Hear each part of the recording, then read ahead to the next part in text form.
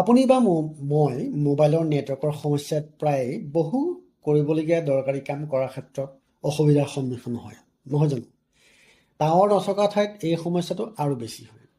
বিশেষকৈ যিবিলাক পাহাৰীয়া মৰুভূমি বা যিবিলাক দুৰ্গম অঞ্চল হয়, তাত টাৱাৰ সংস্থাপন নোহোৱাৰ ফলত এই সমস্যা আৰু তীব্ৰতৰ হয়। নমস্কাৰ প্ৰিয় বন্ধু বান্ধৱীসকল, আপোনালোক সকলোকে মোৰ অন্য এটি ভিডিঅ'লৈ স্বাগতম জনাইছোঁ। টাৱাৰ অবিহনে পাব মোবাইলৰ নেটৱৰ্ক কথাটো অৱশ্যে আচোহা যেন লাগিলেও এয়া বাস্তৱত সম্ভৱ হৈ উঠিব, কিয়নো এতিয়াৰ পৰা এই ব্যৱস্থা সম্ভৱ হৈ উঠিব। ৰ'ব, কেনেকৈ হ'ব এই সম্ভৱ, এই ভিডিঅ'টো শেষলৈকে চালে আপোনালোকে গম পাব পাৰিব। ইতিমধ্যে 2025 চনৰ 24 ডিচেম্বৰ তাৰিখে ভাৰতীয় সময় অনুযায়ী পুৱা 8:55:30 ভাৰতীয় মহাকাশ গৱেষণা সংস্থা চমুকৈ ইছৰো আৰু আমেৰিকাৰ AST স্পেচ মোবাইল কোম্পানীৰ সহযোগত ব্লু বাৰ্ড 2 মন কৰিব, ব্লু বাৰ্ড 2 নামৰ এটা কমিউনিকেশ্যন ছেটেলাইট সফল পৰিচালনাত উৎক্ষেপণ কৰে। আৰু এই সফল পৰিচালনাৰ দায়িত্বত আছিলে আমাৰ ইছৰো এটা সংস্থা, যাক আমি NSI চমুকৈ নিউ স্পেচ ইণ্ডিয়া লিমিটেডৰ পৰিচালনাত এই উৎক্ষেপণ কাৰ্যসূচীটো সমাপন কৰা হয়। এতিয়া ইয়াৰ ফলত উপগ্ৰহ দূৰসংযোগৰ ক্ষেত্ৰত এক বৃহৎ অগ্ৰগতি লাভ কৰিছে বুলি বিশেষজ্ঞসকলে মত পোষণ কৰিছে। ৰ'ব, এতিয়া ইয়াৰ ফলতনো সাধাৰণ জনতাৰ কি লাভ হ'ব? এই উপগ্ৰহটোৱে কি কৰিব? মূলতঃ মহাকাশত এক শক্তিশালী কোষ টাৱাৰ হিচাপে কাম কৰিব। তাৰ ফলত কি হ'ব?